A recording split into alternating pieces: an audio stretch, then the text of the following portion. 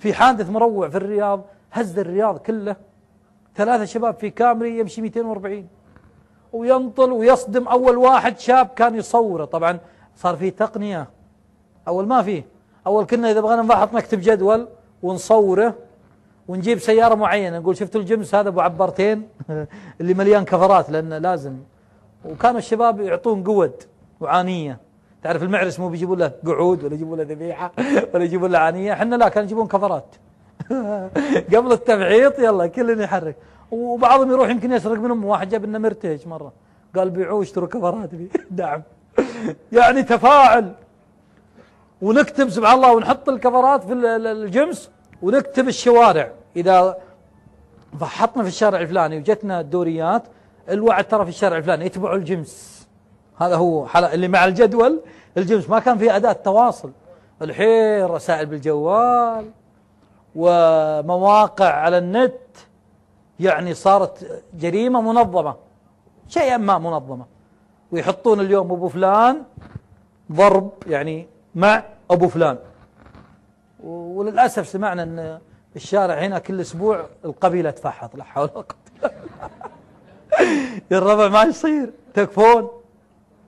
لا يصير عندنا معتقد. واحد يسألني يقول ليش تفحطون؟ قلت أما صوت الكفرات فهي صهيل الخيل وأما الشربكة فهي العزوة.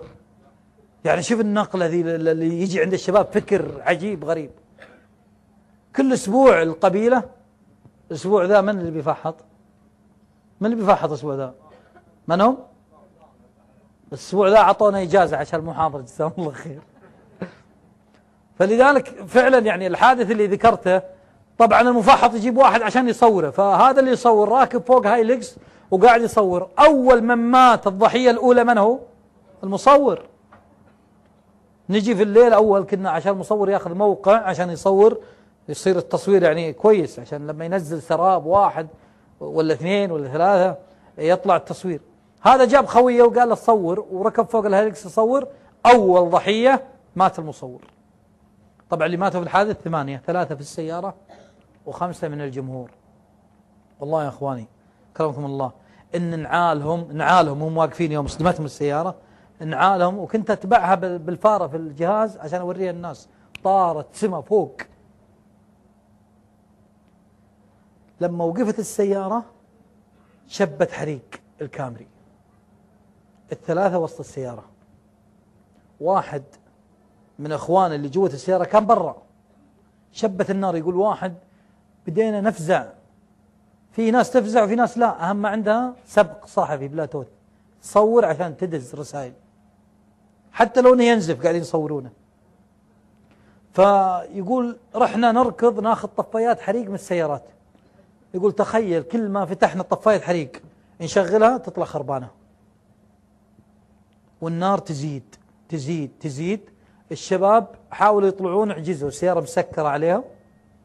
اللي ورا يصيح، أخوه كان موجود في البداية، الجمهور كان يشد أخوه عشان ما يروح له.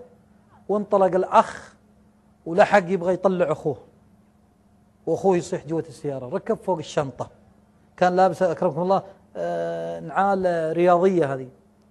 أول شيء صار من الحرارة انشبت لزقت في الشنطة. حاول يطلع أخوه يسحبه ما قدر.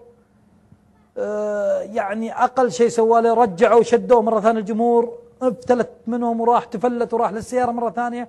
والشباب قاعدين يبحثون يطفون حريقة. النار بدأت تزيد، الصوت بدأ يطلع من السيارة ينادي، صوت مبحوح، في أصوات سكتت، بقى الصوت اللي ورا قاعد ينادي. أخوه آخر شيء قدر يقدمه له أنه دخل يده جوا ورفع راسه وطايح في المرتبة اللي ورا عن النار. لكن لما لهب النار وحرارة النار كلته في يده ترك راس أخوه. الصوت متقطع مبحوح، بعدين سكت الصوت.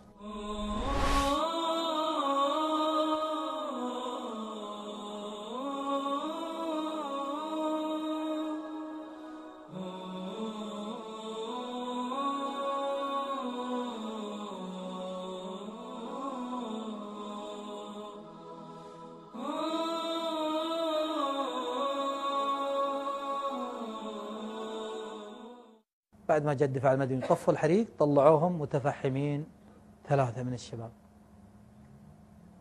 الباقيين اللي من الجمهور كان أول ضحية المصور وبعض الشباب اللي واقفين يشجعون